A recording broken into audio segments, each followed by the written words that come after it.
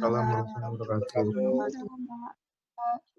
Kita mulai perkuliahan bangunan hidrolik. Kita masuk ke topik hydraulic design of spillway. Di sini saya akan mendiskusikan 3 dari beberapa spillway.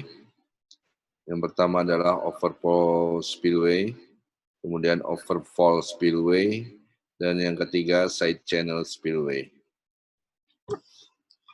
Sebenarnya mata kuliah ini bagian dari dam reservoir. Jadi kalau kita bicara dam reservoir, itu ada bagian-bagiannya yang disebut dengan spillway. Tapi karena untuk dam dan reservoir tidak masuk dalam silabus, nanti saya akan coba diskusikan sedikit bagaimana komponen-komponen dam dan reservoir. Baik, kita mulai saja dari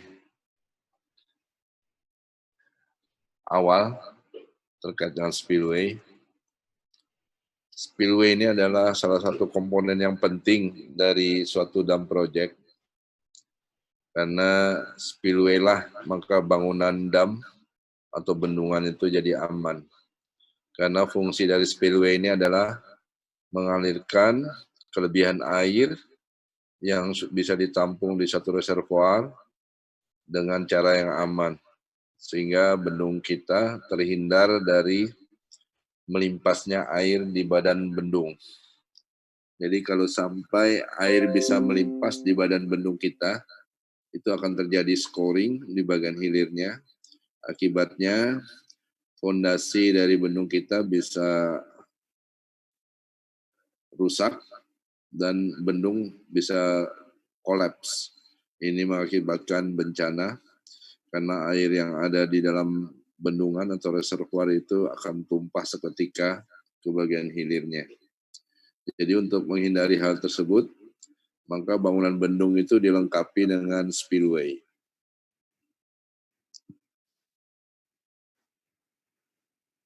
Ada banyak pertimbangan kenapa kita memilih berbagai jenis spillway. Pertimbangan tersebut antara lain biaya, kondisi topografi, ketinggian dam atau bendungan, fondasi geologinya, dan juga faktor-faktor hidrologi. Ini menyangkut berapa jumlah tampungan yang bisa kita manfaatkan, kemudian bagaimana fluktuasi dari runoff yang masuk ke bendungan kita. Nah, di antara tipe-tipe spillway itu, ada yang tipenya overflow, ada yang overfall, ada yang side channel, ada yang sistem orifice, ada sistem morning glory, ada sistem labirin, ada sistem siphon, ada sistem tunnel, dan ada sistem chute spillway. Jadi banyak beragam jenisnya. Pendekatannya sama. Kebanyakan pendekatan yang digunakan dalam mendesain hidrolikanya adalah pendekatan empirikal. Jadi berangkat dari pendekatan empiris, kita bisa dapatkan faktor-faktor dimensi dari spillway kita. Kita mulai saja dengan overflow spillway. Overflow spillway ini adalah salah satu tipe spillway. Dia dapat dilengkapi dengan pintu atau tanpa pintu. Jadi dia mengalirkan limpasannya secara gravitasi. Ini biasanya untuk tipe-tipe gravity dam. Untuk overflow spillway ini aliran kita akan selalu bersentuhan dengan ambang atau crest dari spillway. Di sini ada beberapa pendekatan yang kita bisa gunakan dalam penentuan dimensi spillway. Yang pertama adalah H0. H0 itu adalah energi depth, artinya kedalaman pada ambang atau pada crest spillway ditambah dengan velocity head-nya. Jadi energi depth untuk spillway kita, ini kita sebut dengan H0. Biasanya 75-80% dari maksimum head yang mungkin untuk spill kita. Kemudian ada informasi P. P itu adalah tinggi bendung atau tinggi crash dari dasar saluran. Dengan dua dimensi ini, H0 dan P, maka kita bisa menggunakan kurva dalam hal ini nanti di tabel 1 ini, di gambar 1 ini, kita bisa melihat jenis kurvanya. Ini adalah P per H0. Kemudian di sini adalah koefisien yang akan kita cari, yang disebut C0. C0 itu adalah untuk menentukan persamaan Q C0 kali L, L-nya adalah lebar spillway kita dikali H0 pangkat 3/2. Jadi kalau kita lihat di sini, ini H0 yang kita tetapkan untuk awal perhitungan, ini adalah P, ini adalah HA, head loss. Besar debit yang melimpas di sini itu bisa dikalikan C0 dikali L, ini lebar ambang. Berapa lebar, nanti kita cari dimensinya. H0 adalah H0 yang kita duga pertama. Besar C0 ini dibaca dari kurva ini. Kalau H0-nya kita ketahui, P-nya kita ketahui, H0 per P kita bisa baca dari bawah kurva ini. Ini adalah H0 per P-nya, P per H0-nya. Kita bisa baca berapa, kemudian kita cari, kita dapat tentukan koefisien C0-nya. Kita tahu nanti untuk koefisien C0 ini lebar ambang sekian, H sekian, kita punya debit yang bisa dilewatkan sebesar Q.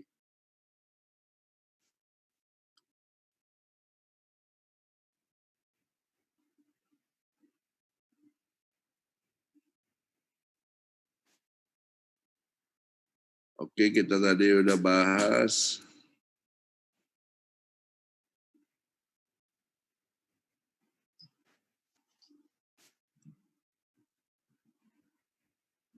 H0-nya, kemudian kita bisa cari C0, kemudian kita koreksi lagi hasil tadi dengan gambar 2. Ini kita bisa lihat di gambar 2 sama seperti halnya gambar tadi. Gambar 1, kita bisa lihat untuk berbagai H0, kita bisa cek correction dari koefisiennya sebesar C per C0 dengan berbagai kombinasi head rasionya. Jadi H0 dibagi HE dibanding 0. HE adalah tinggi dibanding ambang, ini H0 kita yang awal tadi. Kita bisa cek ininya, koefisien koreksinya sesuai dengan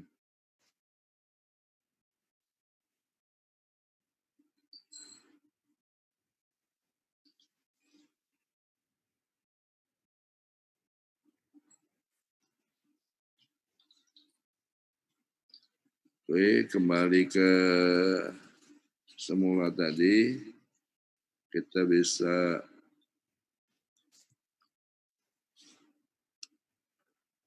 dapatkan koreksi C, kemudian untuk kestabilan fondasi biasanya ada lagi koreksi untuk sloping upstream. Ini kita gunakan gambar 3, sama seperti tadi, nanti kita akan dapatkan faktor C-nya. Kemudian dari situ kita cek lagi faktor C-nya untuk yang apron dan tail-nya. Ini kita gunakan gambar 4, untuk tail-nya kita gunakan gambar 5. Kemudian nanti kita tentukan untuk tiang-tiang, kalau spillway kita harus melewati barisan tiang-tiang atau pier, itu kita akan mendapatkan koreksi yang terbaru. Dari situ nanti kita menggunakan gambar 7 dan gambar 8 untuk mengecek H0 minimum pressure. Kalau H0 minimum pressure kita ini di bawah setengah atmosfer, ini kita tidak inginkan karena biasanya akan terjadi kavitasi dan lain sebagainya. kita ulang lagi dengan meninggikan H0 dugaan awal. Jadi hitungannya seperti sebelumnya, P per H0-nya berapa, kemudian kita dapatkan CO, CO-nya kita koreksi dengan nilai yang baru kita koreksi lagi untuk stabilitas dengan upstream slope-nya. Upstream slope-nya kita koreksi lagi dengan approach ketika dia mendekati bendung dan setelah ada tailwater. Jadi pada kondisi submersible, kita menggunakan koreksi lagi sehingga kita dapatkan nilai C yang final. Kemudian nanti kita kaitkan dengan shape nose untuk pier-nya. Kemudian kita dapatkan H0 yang kita inginkan. Karena itu kita bisa lanjut untuk menentukan lebar ambang atau panjang dari spillway kita dengan rumus L aksen minus 2 N dikali KP ditambah KA dikali HE. Jadi rumus 1 ini adalah effective length dari crash spillway kita. Ini adalah net length dari crash kita, net length-nya yang net bersih dikurangi dengan koreksi dari jumlah pier yang ada di sepanjang spillway kita dikali dengan faktor kontraksi untuk pier-nya ditambah dengan abutment. Abutment ini adalah sambungan dari spillway kita di kiri kanan dari bendung. Kemudian kita kalikan dengan total head on crash. Jadi total head ini adalah kedalaman aliran ditambah dengan velocity head pada crash atau ambang. Jadi efektifnya sekian, walaupun netnya lebih besar, tapi yang efektif adalah yang bisa melewatkan debit kita. Ini yang masuk dalam perhitungan Q tadi. Q sama dengan L dikali H pangkat HE pangkat 3/2 dikali C coefficient correction-nya. Coefficient correction kita dapatkan dari berbagai gambar tadi untuk kestabilan fondasi dan lain sebagainya. Jadi kalau ini sudah kita dapatkan, kita bisa menghitung debit yang bisa dilewatkan oleh mercu spillway kita sebesar Q dikali C, faktor koreksi dikali L, efektif length-nya, dikali dengan HE pangkat 3/2. Bisa diikuti sampai di sini? Bisa, Bang. Oke, kita lanjut. Nah, ini ada beberapa faktor KP untuk pier-nya. Pier itu adalah tiang. Jadi kalau dia square, itu 0,02. Kalau dia bulat, itu lebih kecil koefisien friksinya 0,01. Kalau dia pointed, artinya dia lancip gitu, itu kita bisa abaikan koefisien friksinya. Demikian pula untuk abutment, persambungan tadi di kiri dan kanannya. Kalau persambungannya square itu kita kalikan faktor 0,2. Kalau dia bundar, rounded itu 0,1. Rounded abutment di mana R lebih besar dari 0,05H, ini kita bisa abaikan karena dia nilainya 0.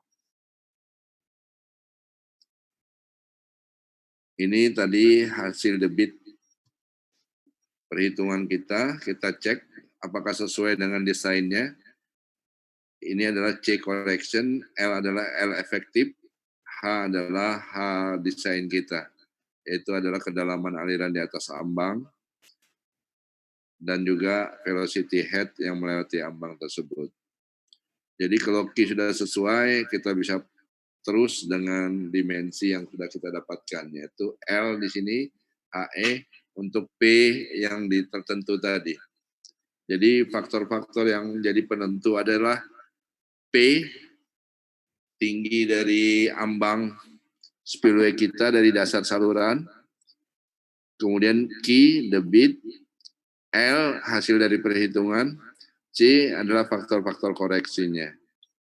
Jadi sifatnya iteratif, kita mulai dari H0 dulu, kemudian P per H0, kita dapatkan C0, C0-nya kita koreksi dalam beberapa series, tergantung dari tipe pier yang kita gunakan, dan faktor-faktor lain, kita dapatkan C akhir.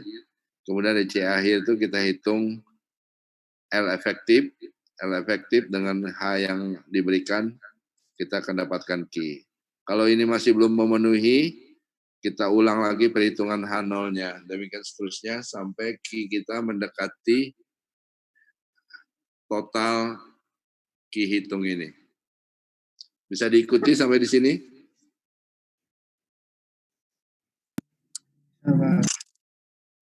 Tahapan perhitungan untuk tipe-tipe lainnya seperti overflow dan side channel nanti akan serupa dengan yang ini. Ini prinsipnya sama ya.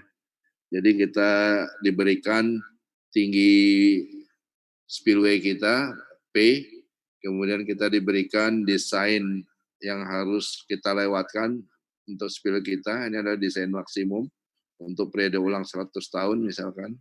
Kita dapatkan dari perhitungan hidrologi. Kemudian kita duga H0-nya dengan P yang ada, kita akan dapatkan nanti HE dengan koreksinya. Kemudian di situ kita bisa menghitung L efektifnya. Jadi kira-kira begitu tahapannya. Ini adalah contoh tadi koreksi-koreksi P per H0-nya untuk awal perhitungan. Ini koefisien discharge C per C0-nya untuk koreksi berikutnya. Ini untuk upslope-nya, kita gunakan koreksi tambahan. Kemudian juga rasio antara debit hitung dengan debit yang kita rancang. Tailwater, kemudian pier contraction-nya, ini yang untuk square, ini yang untuk round, ini yang untuk titik yang 0 tadi, koefisiennya. Kemudian ini kita cek pressure sepanjang pier kita. Kita tidak ingin pressure kita di bawah 0,5 atmosfer, karena itu nanti akan mengakibatkan kapitasi yang bisa berakibat gerogotan dari turbulensi air ke struktur kita. Kalau H0-nya kurang dari 0,5 atmosfer, kita tinggikan lagi H0 duga di awal, kita ulang perhitungannya sehingga nanti kita dapatkan H0 minimum kita pressure-nya di atas 0,5 atmosfer.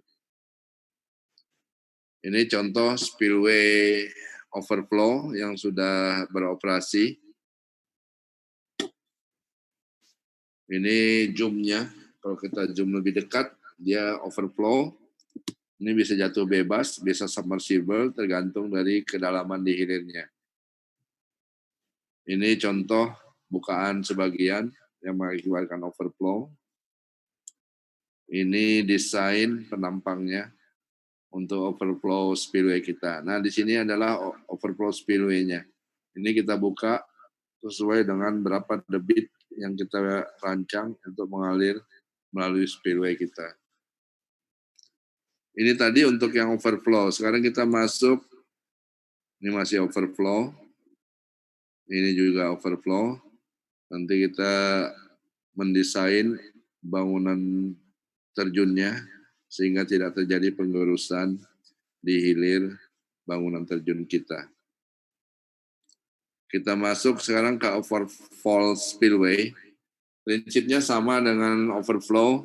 Di sini overflow jatuhannya lebih tinggi. Sehingga yang tadi hanya melimpas, sekarang alirannya akan jatuh bebas. Karena itu biasanya aliran yang lewat ambangnya itu adalah aliran-aliran kritis. Ini bisa punya variasi dengan pintu dan tanpa pintu. Kemudian ada flip bucket radius untuk di bagian hilirnya. Nah, flip bucket ini yang akan meredam energi yang jatuh bebas dari limpasan spillway kita. Trajektori dari jatuh bebasnya kita bisa dekati dengan persamaan 3 ini.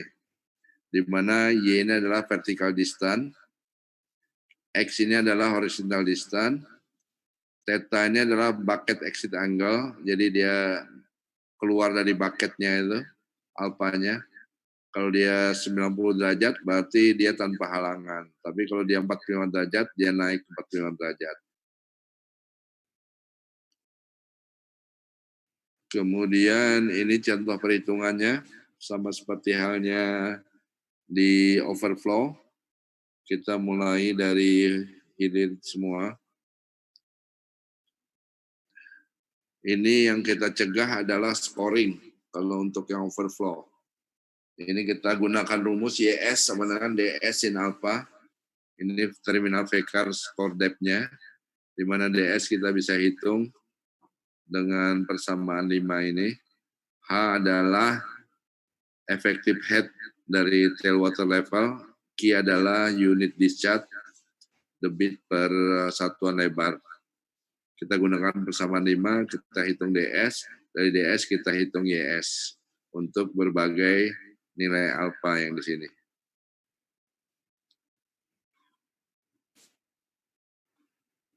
Jadi yang kita harapkan dari yang overflow ini, energi yang lepas dari jatuhan tersebut tidak akan menggerus dasar saluran di hilir kita. Ini contoh beberapa perhitungan untuk menghitung jatuhan bebasnya dengan berbagai kecepatan aliran yang masih dalam batas. Nah, ini contoh trajektori XY-nya ini. X adalah jarak horizontal, ini bucketnya, dihitung dari bucket. Sedangkan Y ini adalah profil vertikalnya, dihitung dari alas bucket. Ini theta adalah bukaannya. Dia membentuk sudut dengan horizontal. Yang kita tidak inginkan ada scoring di hilir ini. Karena itu kita lengkapi di bagian jatuhan ini dengan bucket istilahnya di sini. Ini bucketnya ada berbagai jenis. Ini salah satunya. Secara general kita bisa karakteristikan dengan bukaan tetanya ini. Jadi semakin cekung dia, semakin efektif dia meredam energi, tapi juga nanti ada kelemahannya, di mana sedimentasi juga akan susah kita plasing kalau cekungannya melebihi ambang tertentu. Ini skema diagram untuk diffusing plasing jetnya, agar tidak terjadi penggerusan di dasar saluran.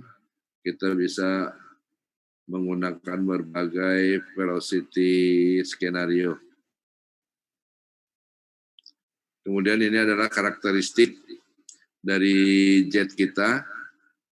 Ini yang untuk rectangular jet, ini yang untuk circular jet, dengan berbagai parameter hidrolik dari bangunan spillway overflow kita. Ini contoh bangunan overflow. Di sini nanti alirannya akan jatuh bebas. Yang kita hindari adalah scoring di bagian dasar bendung ini. Dengan syarat-syarat yang tadi, spillway-nya kita gunakan bucket di sini, sehingga nanti energinya bisa diredam dari luncuran aliran yang ada. Ini contoh overflow spillway yang sedang beroperasi. Kita lihat di sini redaman energinya ada di bucket. Bucketnya ada di kaki dari badan bendung kita. Ini penampang dari overflow spillway kita. Karena kita di sini concern hanya kepada hydraulic design, jadi kita hanya fokus kepada berapa dimensi spillway yang bisa melewatkan debit rencana kita tadi. Kemudian yang kedua, kita menghindari adanya flow net yang ada di bagian bawah badan bendung kita. Karena kalau flow net ini terjadi, ini akan muncul piping, aliran-aliran yang makin lama nanti akan menggerus bagian-bagian fondasi ini, sehingga nanti gerusannya kalau makin parah, ini akan bisa mengakibatkan bendung kita kolaps. Untuk itu kita menahannya dengan bahan kedap yang kita teruskan sampai di bawah permukaan. Ini bisa sampai 20 meteran ke dalam, karena kita menghindarkan adanya flownet yang muncul nanti dekat dengan tubuh bendung kita. Selain itu juga untuk bendung, biasanya kita memerlukan analisa struktur terhadap keseimbangan gaya. Jadi gaya berat bendung di sini itu tidak serta-merta bisa menahan gaya hidrostatik yang akan mengakibatkan bendung kita terguling. Jadi nanti kita bisa melihat berapa kedalaman yang bisa kita rancang untuk bendung kita. Karena kalau ini terlalu tinggi, hidrostatiknya akan kuat. Hidrostatik yang kuat ini bisa center of gravity-nya di bawah bendung akan menjungkalkan bendung kita.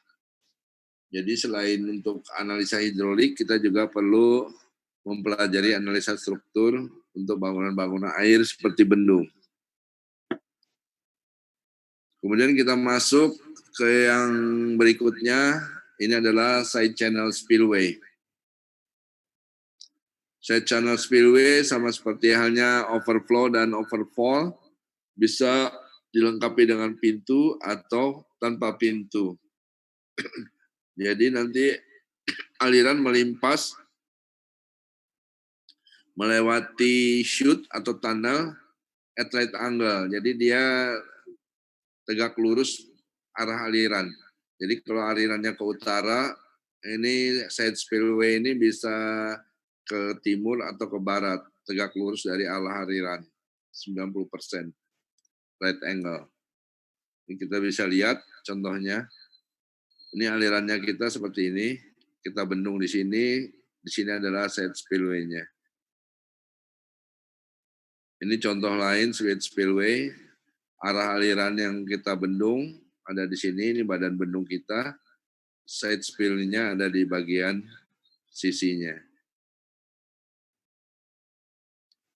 Ini potongan memanjang side spillway. Sama halnya dengan overflow spillway, kita tidak ingin ada pengerusan di bagian hilirnya. Karena itu kita merancangnya nanti untuk meredam berapa energi yang bisa kita redam sepanjang chute spillway ini. Dasar perhitungannya sama, seperti halnya overflow spillway, kita mulai dari menduga H0-nya.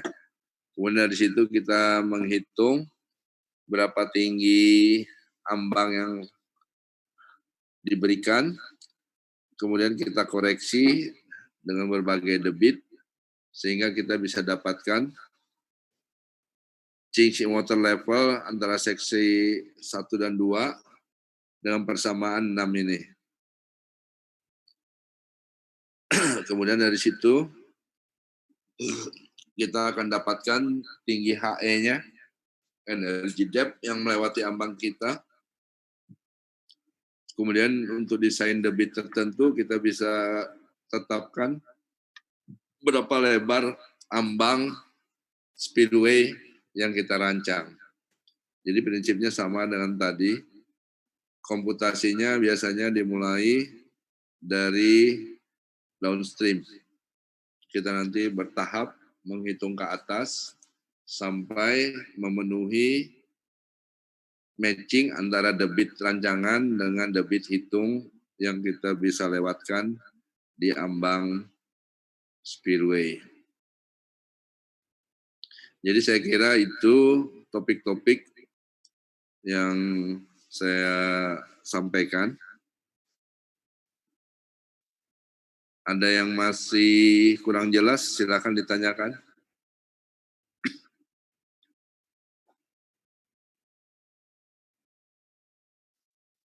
Cukup jelas?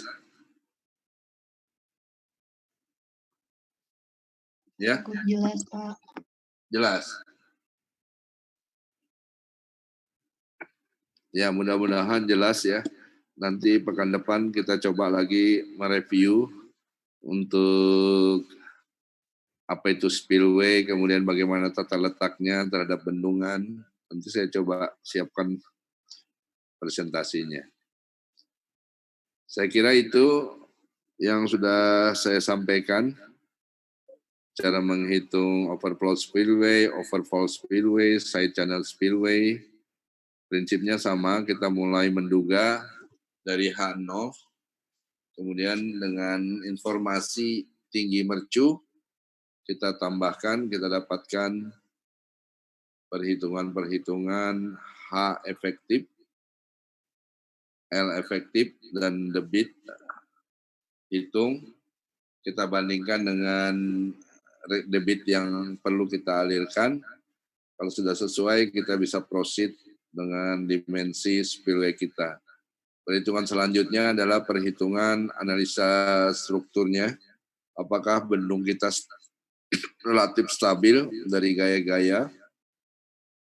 Kemudian yang kedua, apakah bendung kita aman dari seepage, yaitu adalah flow net yang mengalir di bawah kaki bendung kita. Jadi saya kira itu topik-topik yang saya perlu sampaikan untuk pertemuan ini. Kalau tidak ada pertanyaan atau komentar atau yang lainnya, saya bisa sudahi sampai di sini. Terima kasih atas perhatiannya. Tetap jaga kesehatan. Selamat belajar. Assalamualaikum warahmatullahi wabarakatuh. Waalaikumsalam. Waalaikumsalam. Waalaikumsalam warahmatullahi wabarakatuh.